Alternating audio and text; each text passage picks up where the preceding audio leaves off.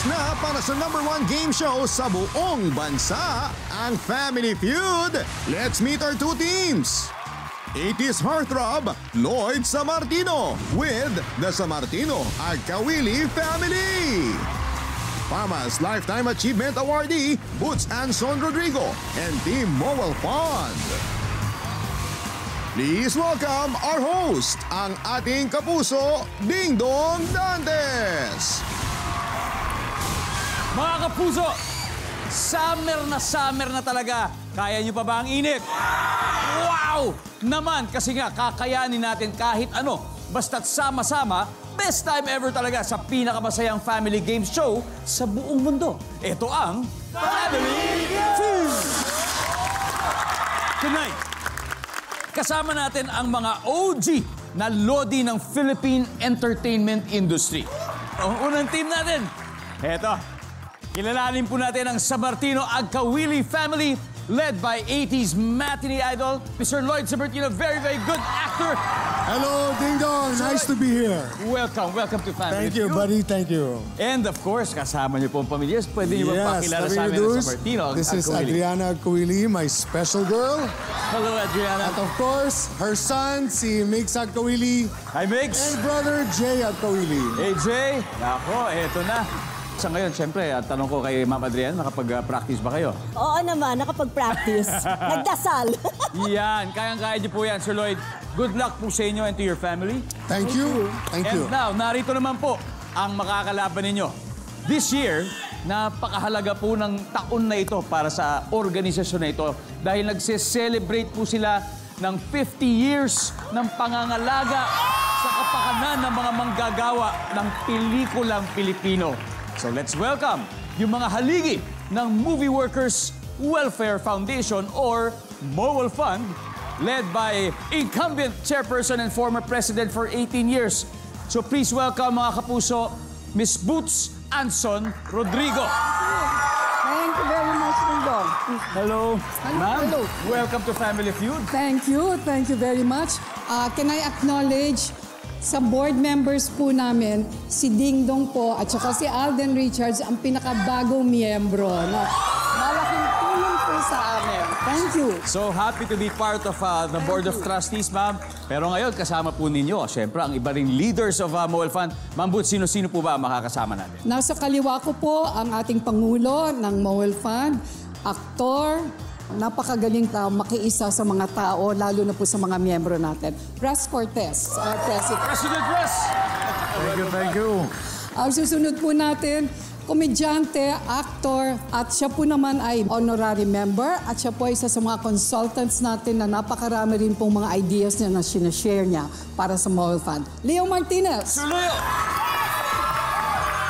Ang susunod po ay true blue-blooded na miyembro ng industriya. Artista po siya noon hanggang ngayon. Member din po at beneficiary ng Mowel Fund. Janice Jurado.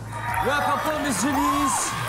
Pero Ma'am Boots, can you talk about yung mga past projects po talaga na ibinibigay sa mga beneficiaries, especially nung pandemic? Okay.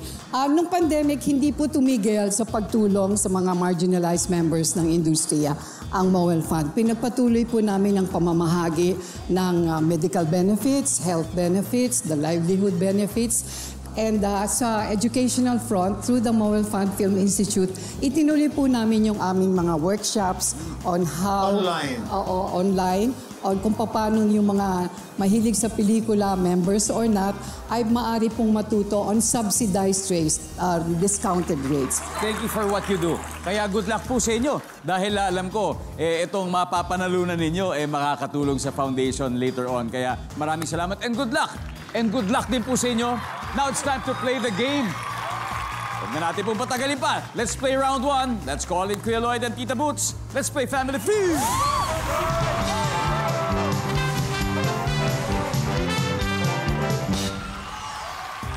Good luck po. Okay. Narito ang tanong. Nag-survey kami ng 100 Pinoy. Top 5 answers are on the board.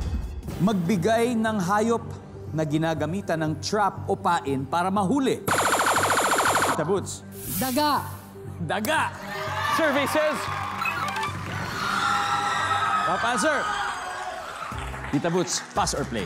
Play! Play! Okay. Kuya Lloyd, balik muna tayo. Let's go, ma'am. Oh, no coaching. Okay, Team Mowel Fan. President Tres, magbigay po ng hayop na ginagamitan ng trap o pain para mahuli. Ibon. Ibon! Pero wag po natin gawin yon. Pag nahuli, pakakawalan ulit, baka siguro nakitan lang. Nakitan, di ba? Nakitan. Ibon! Meron nga. Mr. Leo, magbigay ng hayop na ginagamitan ng trap o kaya ng pain para mahuli. Ano po kaya ito? Isda. Isda! Di ba? Nilalagyan na ano? Uod sa bingwit. Oo. Nandiyan ba ang isda? Meron! Ma'am Janice? Lahat ng alam ko, sinabi na Yun nila na eh. nga eh. Kaya hirap pag nasa pang-apat. Pero hindi. Alam kong kayang-kaya niyo po ito kasi meron dalawa pa. Magbigay po ng hayop na ginagamitan ng trap o pain para mahuli. Manok. Manok! Lulutuin siguro. Kasi ako ganun ako nung araw eh. Nagtatrap ako ng manok sa bahay Anong namin. ginagamit niyo pang trap sa manok Yung dati? palanggana, lalagyan mo ng ano, palay. Oo. Tapos hahatakin mo yung ano. Nasa tarbak, mahuhuli ka nun. Nandiyan ba? Manok! Meron!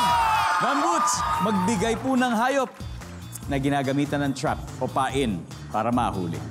For the win, isa na lang po. Aso. Aso! Nandiyan ba ang aso? Wala. Sir Riz, may 2 chances pa naman tayo. Magbigay po ng hayop na ginagamitan ng trap o pain para mahuli. Ano kaya ito? Ahas. Ahas! Mas-sweep kaya po nila. Sa kanilang 50th Golden Anniversary ang Round 1. We'll see. Ahas!